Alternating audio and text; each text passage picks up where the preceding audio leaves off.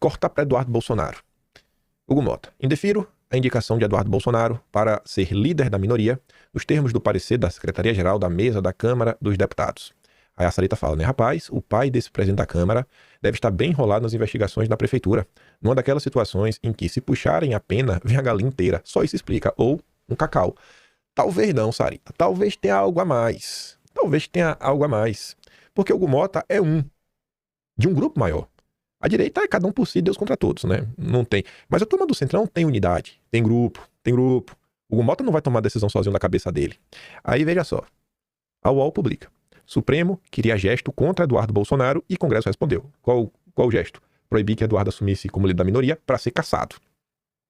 Aí você vai ler a matéria. E ela de ser casado traz a informação crucial. A irritação com Eduardo não é apenas por parte do Supremo. Não é só o Supremo que quer Eduardo cassado. A imprensa também quer. Mas além da imprensa e do Supremo, o Centrão e uma ala do seu próprio partido, a ala do Valdemar e do Duda Lima. Hugo Mota é um quadro republicanos.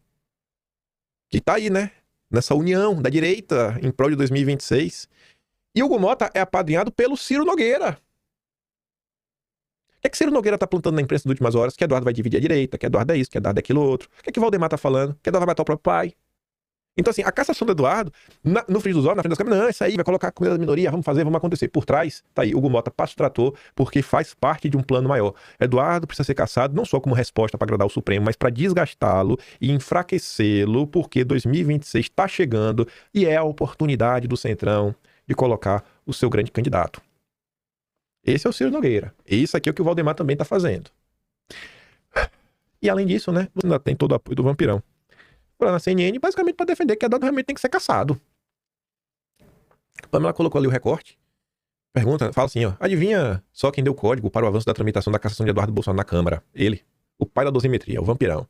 E Renato Clemente dizendo, transformar adversário político em inimigo interno é o passo seguinte em um regime que já não admite vozes de resistência. Escute só. A atuação do deputado Eduardo Bolsonaro nos Estados Unidos implica coação, isso já está na denúncia, né, e já é sabido, coação à justiça, ameaças às autoridades políticas no Brasil, mas a situação dele continua indefinida, ele continua deputado à distância no exterior. Hoje a PGR pediu uma manifestação à presidência da Câmara para saber se cabe a abertura de processo disciplinar contra o deputado Eduardo Bolsonaro. Já é hora de resolver a situação de Eduardo Bolsonaro, que está cumprindo o mandato à distância, coisa que nunca aconteceu. São duas coisas, viu, Tainá? Uma primeira, me parece que esse processo disciplinar é um processo a ser colocado pela Polícia Federal, porque ele tem o cargo de escrivão, se não me engano, da Polícia Federal. Né? É um processo disciplinar, se refere a isso. Primeiro ponto. Segundo ponto, você sabe que inaugurou-se, eu devo dizer, nesta legislatura, a votação remota. Né? Então, a votação remota significa que a pessoa está presente. Eu não sei, confesso a você, se ele tem votado nas matérias da Câmara dos Deputados remotamente. Né? Se estiver votando remotamente, não é improvável que se diga que ele está presente, como outros tantos que estão nos Estados brasileiros estão votando também remotamente. Agora, é uma situação, devo reconhecer, que não pode persistir, digamos, pelo resto do mandato. Né? Haverá um dado momento em que ou ele estará presencialmente aqui, porque certo e seguramente, em muitos instantes, a Câmara dos Deputados exigirá presença e não voto remoto, né? E se houver um certo número de faltas, o regimento até diz que a pessoa pode perder o mandato, né? Acho que a situação no presente momento é essa. Ele está como líder da minoria agora encaminhado a se valendo de um regramento, mas que pode ser revisto pela mesa, né? Sem dúvida. Eu acho que a mesa pode reunir-se e entender que não pode ser líder quem está apenas votando remotamente. Acho que isso a mesa poderia decidir. Não tenho dúvida disso. Juliana? Presidente, queria ampliar o olhar. Eu não tenho dúvida disso, né? Deu a letra, ó, a mesa aí se une, vai por aí que eu já tô validando perante a imprensa brasileira.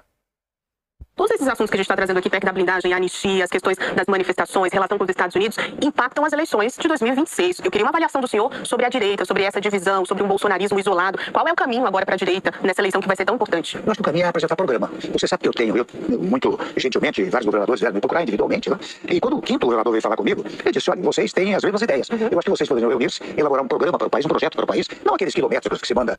Você vê, né? Vocês têm as mesmas ideias. Os cinco, né? Eduardo Leite tem a mesma ideia do Caiado, que tem a mesma ideia do Ratinho, que tem a mesma ideia do Zema, que tem a mesma ideia do Cadeirudo.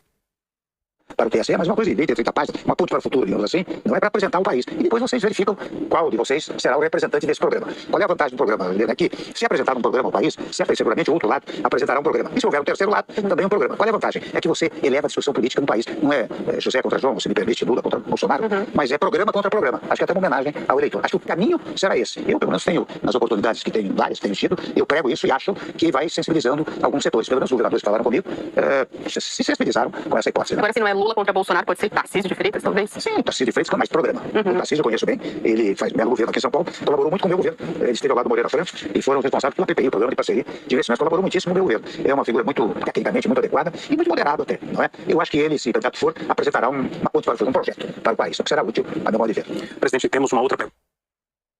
Isso aí. Parabéns, Temer. Vamos nessa. Vamos nessa. Não é piada. É no da Globo.